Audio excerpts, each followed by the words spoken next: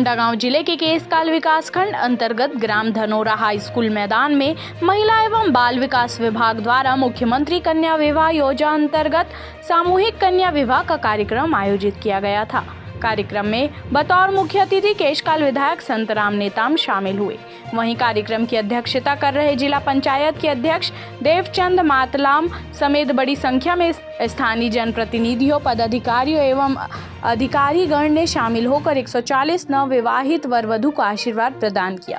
इस दौरान विधायक संतराम नेताम ने सभी नवविवाहित दंपतियों को संबोधित करते हुए उन्हें राज्य सरकार की महत्वाकांक्षी योजना मुख्यमंत्री सामूहिक कन्या विवाह के बारे में जानकारी देते हुए उन्हें वैवाहिक जीवन हेतु बधाई एवं शुभकामनाएं दी।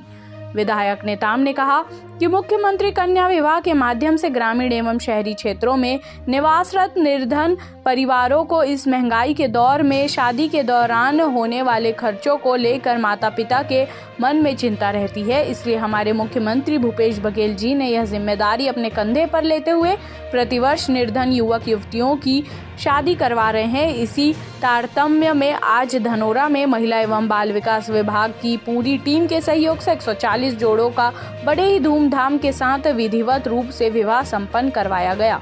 कोंडागांव से राम भारद्वाज की रिपोर्ट। मुख्यमंत्री कन्या विवाह का आयोजन 140 जोड़ा का यहाँ धनोरा में आयोजन हुआ था।